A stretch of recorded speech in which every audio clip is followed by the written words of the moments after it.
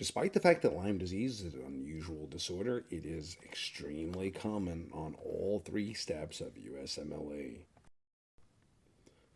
Lyme is an arthropod-borne infection. It's a spirochete, Borrelia burgdorferi. And what is the most common manifestation? Unquestionably, it's a fever and a rash.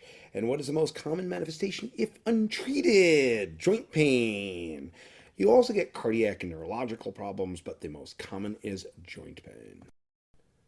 Lyme disease is a spirochete that's transmitted by the deer tick, Ixodes scapularis. It used to be called Ixodes damini in the past. Tick is very, very, very small. Most people don't even notice it, even when it does bite you, even when it's on you for a long time. Only 20% recall the tick bite. Patients don't recall the tick bite, but they do recall being outdoors. So you should look for a case history that clearly says they have been outdoors, camping or hiking, and that in experimental models, we know that the tick has to be on for at least 24 hours in order to transmit the organism. So if the question says the patient was outside today, this morning when they left, they did not have any tick attached to their ankles because they saw it when they shaved their legs or put their shoes on, and now this evening they have a tick, that is not relevant. Tick just for 8 hours is not to be treated. You can answer the questions without knowing geography. Geography is difficult if it's not your geography. If you happen to know where the Northeast is, that Connecticut, where the town of Lyme actually is, Lyme, Connecticut, Massachusetts, New York, and New Jersey, that's great, but you don't have to. You look for the history of camping and hiking and a particular rash or joint pain. The rash is the most common of the manifestations by far, and this manifestation will occur in 80 or 90% of patients and occurs 5 or 14 days after that bite. So it doesn't happen the day after. And there's often a fever, and people just feel sick and tired. The erythema migrans rash is round and red with a pale center. It looks like a target lesion. It's much easier to understand than the term erythema migrans, and you can expect to see a picture of a rash where it shows you a round red ring with a pale center or bullseye and say, what is that? That's definitely a good question for you. Joint pain will occur in about 2/3 of patients without treatment. And like syphilis, the skin lesion will resolve spontaneously, only to recur later on in a few joints, oligoarthritis. The joint fluid is nonspecific. 25,000 white cells is nonspecific not only for any form of infection, it's also can't even distinguish it from gout or pseudo-gout. You'd have to get a crystal analysis to know that. So it should be very clear there is nothing obvious about the joint fluid manifestations that tells you, oh, this is definitely Lyme. You can't get it based on that.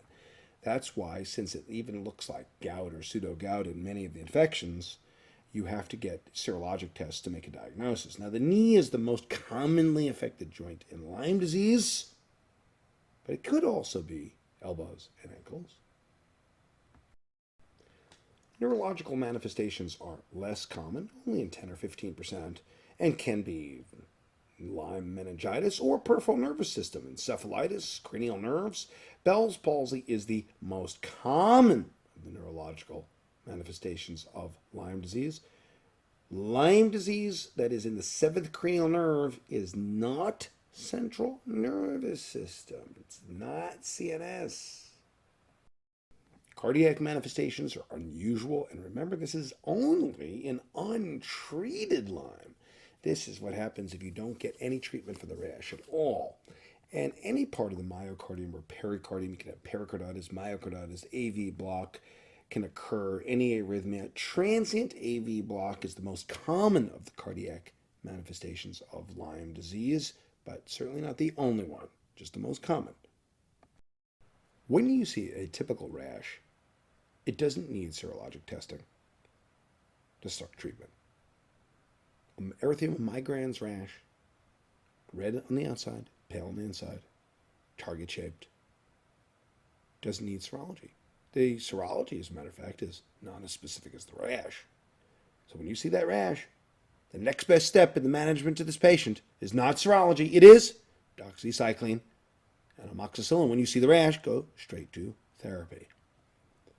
The serologic testing for Lyme is essential for joint manifestations, the neurological problems, the cardiac problems, because most seventh cranial nerve palsies, arthralgias, and AV block that are occurring in patients are not caused by Lyme.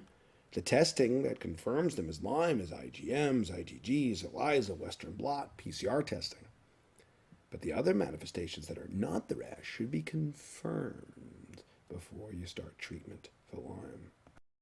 The treatment of Lyme is based entirely on what the presentation is. If it's an asymptomatic tick bite, do not do anything about it. First of all, the vast majority of ticks are not Ixodes scapularis ticks. Second, even if they are ticks that are Ixodes scapularis, most do not transmit the disease. If there is a rash, go straight to treatment with doxycycline or amoxicillin. The other manifestations, such as joint and seventh cranial nerve palsy, can also be treated with oral medications like doxy and amoxicillin. You only need intravenous antibiotics for severe and life-threatening things, such as cardiac and central nervous system manifestations other than the seventh cranial nerve palsy, because it has to be CNS or cardiac to need IV therapy. Tick bites without symptoms rarely need treatment. In general, if you don't know what to say, just say no. First of all, who does need treatment? The treatment's a single dose of doxycycline, and the tick bite has to be, well, it can't be weeks ago. It has to be recent, within the last 3 days. It has to be that you know it's an Ixodes scapularis tick that is clearly identified.